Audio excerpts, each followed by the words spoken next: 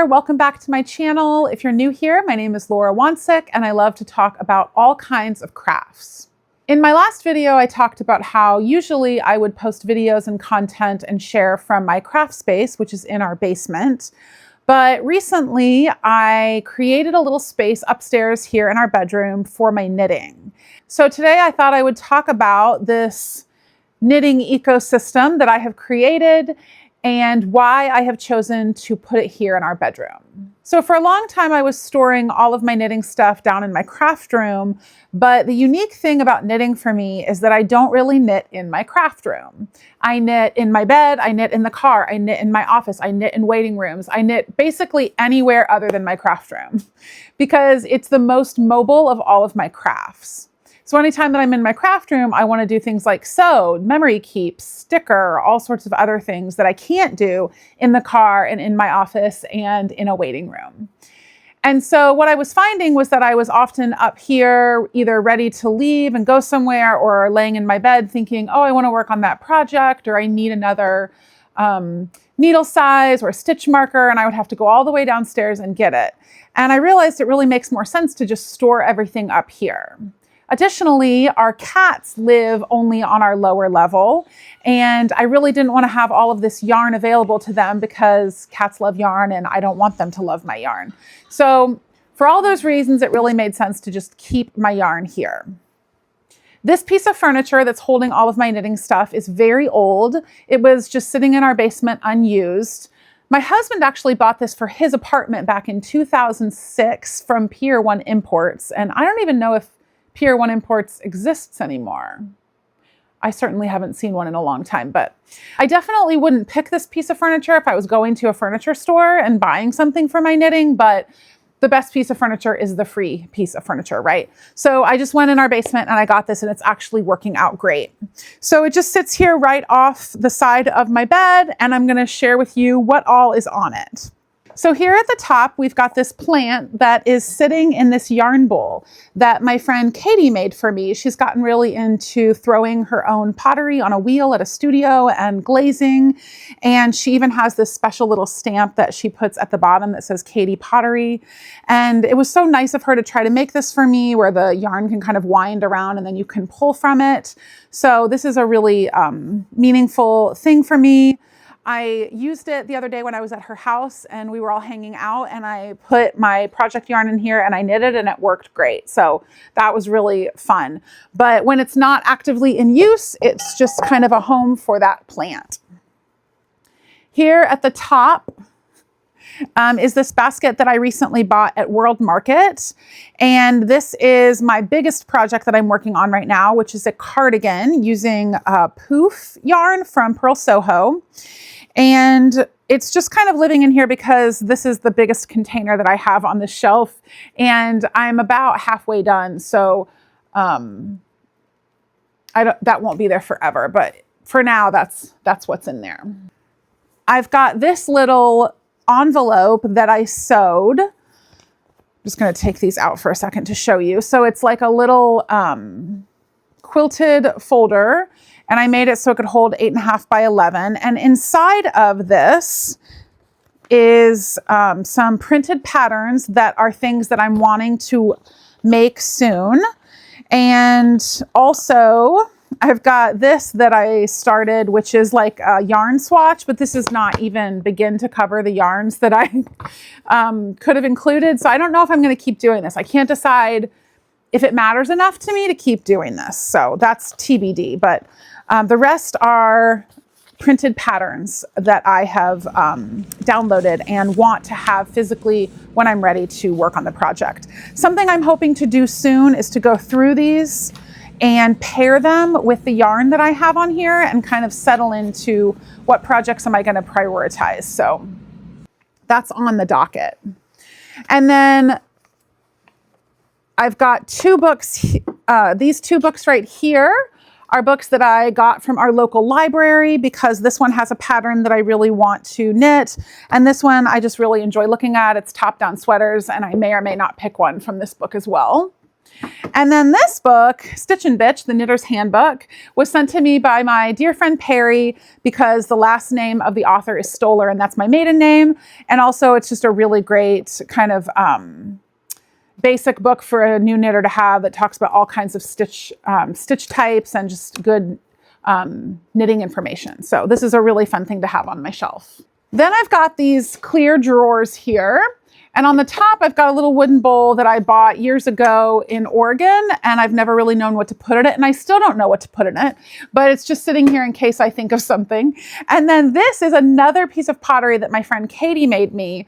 I think she was thinking that it could do yarn, but it just comes right out. But she's learning pottery and learning how to make this kind of piece. So now it's just like a really cute little bowl. And inside of it, I have, hi Belky, my dog's come to say hello. I've got needle toppers, like foam needle toppers of all different sizes here inside this. Do you want to see it, Belky? Belky's interested. And then in the top drawer, I've got 4 pairs of scissors. And the reason that I have 4 pairs of scissors is because something that I like to do is create kind of these on-the-go project bags where I take a zipper pouch, which I have a stash of zipper pouches down here that I'll show you in a second, and put all of the things that I need for the project in the pouch, and then I can take it on the go. And I like to do that for different projects. There was one point where I had like 6 project bags full of whips, but right now I only have 2 whips, so I don't really have these in bags right now. So they're waiting to go in a bag and go journey on. This is a really cute little tape measurer that I found at a craft reuse store. And this is a little stitch counter that I bought.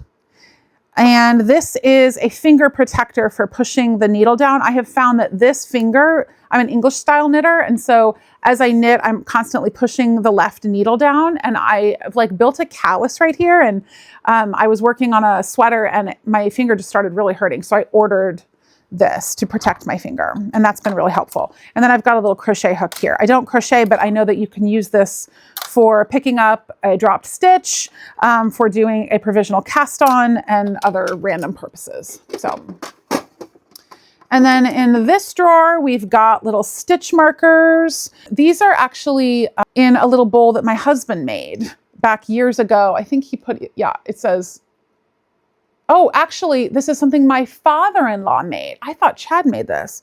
My father-in-law made this bowl in November of 1998. So it's a wooden bowl that he worked with wood and did like wood burning pictures, and he was an artist, and he had an artist soul. He was like a musician and a painter and woodworker and all of that. So this is a little bowl that he made. So that's kind of cool. And then I've got this little guide here for yarn weights and for needle sizes. They're not the cutest things on earth, but they'll get the job done. And then I need to put a Post-it pad in here because I was working on a charted pattern, and I found that it was really helpful to have a Post-it to move whenever I went up a row. Although I don't know if all patterns are going to be small enough for a Post-it. So anyway, and then I have a pen because I just think it's always good to have a pen, right? And then in the next drawer, we've got, I'm so lucky. I have so many people that make me fun things. I've got this little heart made out of clay that my friend Annie made for me, and I keep all of my tapestry darning. I've heard the word darning. I don't know if that's the same thing, but like all of my metal and plastic big needles in there. And then I also had ordered these tiny little leather knitted by Laura things that fold over, and you can put them on like a completed project. And these are little rods that go in the, what's it called? I don't even know what it's called, where you unwind a hank to make a ball of yarn. These go in it. It's like you can assemble and disassemble it, and these kind of go in the little spokes. So, and then the last drawer, oops. The last drawer has got barber cord for putting stitches on hold. This basket right here, I'm hoping to get a cuter basket. This is not a very cute basket. And currently it has 2 things that I would actually like to be in separate containers, but I'm making what I have work for now. So in here is my needle storage, and you can see that I've got all of my different needles labeled with a label maker that says the needle length and the needle size. And then if the needle is in use, I take a piece of paper and I write what project it's being used for so that I know, hello, Balky. Balky's very interested. So that I know where that needle is if I go to look for it and it's not there. And then in this little pouch that I quilted, it's like a little envelope kind of thing, is where I keep my straight needles and my double pointed needles. So anything that's not circular is in here. I rarely use the things in this pouch. I do almost everything on circular needles because you kind of can, right? Like you can kind of just do everything on a circular needle. So then here, look how cute this basket is. I bought this at Michael's years ago. I just think it's so pretty. So in this basket, we've got yarn that has an upcoming plan. So these yarns I bought at a shop that we went to when my friends and I went to Columbus, Ohio. I bought these. It's from Dye Mad Yarns, DYE Mad Yarns. And I'm such a dum-dum because I came home and I was like, what am I going to do with one skein of this yarn? Like, I like to make big things. So I ended up ordering one more of each of them and they're on their way. So I'm going to make shawls with them, I think. And then I bought these two Barocca Remix Light, and my plan is to make a ranunculus. I'm excited about that because I know that that's like a really popular pattern, so I want to experience it. So these two skeins of yarn I bought for my mom, and I told her that I would make whatever she wants me to make for her. And she said a hat, so I think that's only going to take one skein. And it's Malabriga worsted arape. And I've got this little one left that I think is going to make like a cute brim for the hat. And then this yarn, I started a shawl with it and then I frogged it because I was like, this isn't deserving of this yarn. This is Jody Long Speckled Sheep in the color Sprinkles. And I just think that this yarn is so pretty. I have 3 or 4 skeins of it. I can't tell because I had frogged and then rewound it. I just think it's so pretty. It's so me. It's like, you know, unicorn poop or something. I just love it. So I'm planning to make like a cardigan maybe, or a sweater or something that I can wear a lot with that. And then in this little basket, I've got some cotton yarn. Now I've never knitted with cotton, so I might hate it. I bought this, this is Drops Paris, and I got this color combination. I'm going to show you here. I love this color combination. I think it's so pretty. And I'm planning to make, I mean, since it's cotton, I was thinking like a summer knit. So we'll see. I think that one of the patterns that's in this envelope is for that, but that's why I want to go through and like start pairing yarn with pattern and really coming up with like a good plan. And then the other thing is that I bought this yarn when I was in Columbus, again with my friends, but it's like the thinnest yarn I've ever seen. And I got it because I loved these colors. They were $4 a piece, but now I'm sort of going like, what am I going to make with this? Like, it would take me 3,000 years to knit this, right? Like, it's so thin. But then I was like, could I embroider with this? So I need to find out if I can embroider with this because I could just do like a cute embroidery. This box right here, I actually bought yesterday at TJ Maxx because I am kind of looking for like prettier baskets here. And I just loved this so much, but it has nothing in it. It's empty, but I will soon fill it with yarn, I'm sure. And then this little bag, I made this quilted bag. It says my name.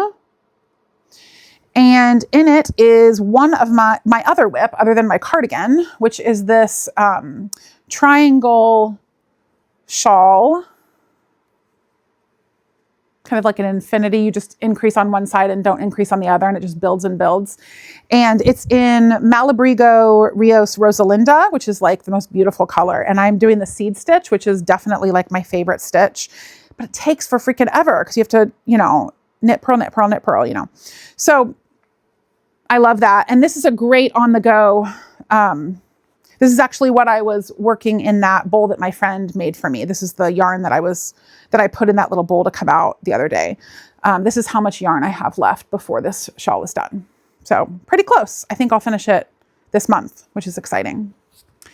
And then I told you how I have a stash of zipper pouches for like creating project bags. And so I've got this one and this one. Look how cute those little girls are.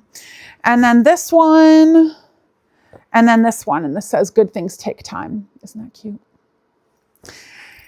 And then I've got another little project bag that says my name, but it's empty right now. It doesn't have a project in it, but it's waiting. And inside are like two little flaps, maybe for like a pattern and the zipper pouch. I don't know.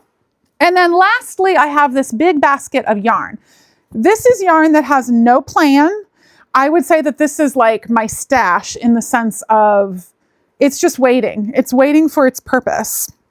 I went to a creative reuse shop near us the other day and I found this Manos del Uruguay, originally $32 for like 16 bucks. It was like half off. So I was real excited about that. It's real pretty. It's in the color Sammy. So I bought that. But that's what this basket's for, right? It's like I find yarn, it's a good deal, I really like it, I throw it in here, it has no plan. Or leftover yarn from projects that I finished, but I don't want to get rid of the yarn. So I've got some like really tiny little balls in here, and then I've got some bigger ones. So this is just like to shop from maybe, or I don't even know. It's just kind of fun, right? It's fun to have a basket full of possibilities. All right, so the last thing that I want to share with you is this little system that I've come up with for documenting my completed projects. So I'm a scrapbooker and I've been taking pictures of all of my projects and putting them in my scrapbooks, but I scrapbook chronologically. So I've got like, you can't just like look at everything I've knitted at once. You'd have to like look through all of our scrapbooks. And so I thought I would love to just like have a quick snapshot of everything that I've knitted. And I don't really want to like write it in a journal and like, I don't really want it to be digital. So anyway, this is what I decided to do. So I made these laminated cards that have pictures of the project. And then on the back, it has kind of the name of the project and when I finished it and what the pattern was if I used one, what the yarn is, and what the color of the yarn is that I used, which is great because I was talking about before how like, I don't know the color for some of them. And I actually completed a few things and then frogged them. And so I actually made a card even for that. Like I frogged this. And so I wrote frogged scarf. And what's another one? So this one's kind of fun. So I made like a ton of hats and I'm like, I don't want to make a card for each of those hats. Like I don't care enough about them. So I took a picture of like all the different hats that I made and then I called them Laura's Learning Hats. And then I just put for the pattern, just the vibes. Yarn is just a bunch of random ones from my stash. And then the only color that I knew was the headband one. So some of them are like really detailed. Like I've got the exact color, the exact brand. I've got like care, like hand wash, you know, let me see if I can find one of those.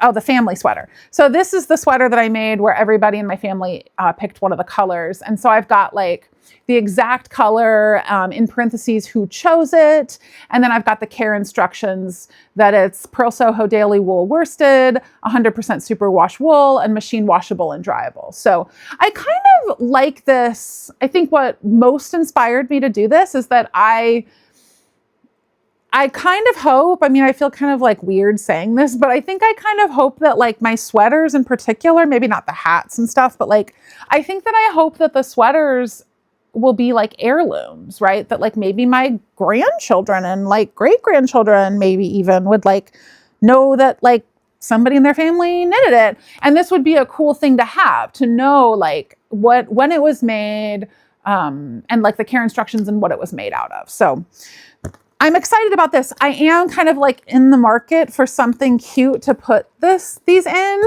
like a little tin or something. They're 5x7 and then laminated. So they're like a little bit bigger than 5x7, but I'm excited about these. I think that they turned out really cute. So again, I'm not really totally sure where to store those. They're just in that basket for now. So thanks for watching that tour of my knitting ecosystem. And I would love to hear any questions that anybody has or any thoughts or opinions that you have. And I think that the next video I'm going to make is pairing the patterns with the yarns and seeing if I can like do some like, you know, setting them all up, like some matchmaker. I'm going to be like a matchmaker of patterns and yarn. I think that sounds really fun. So, all right, thanks for watching. Till next time.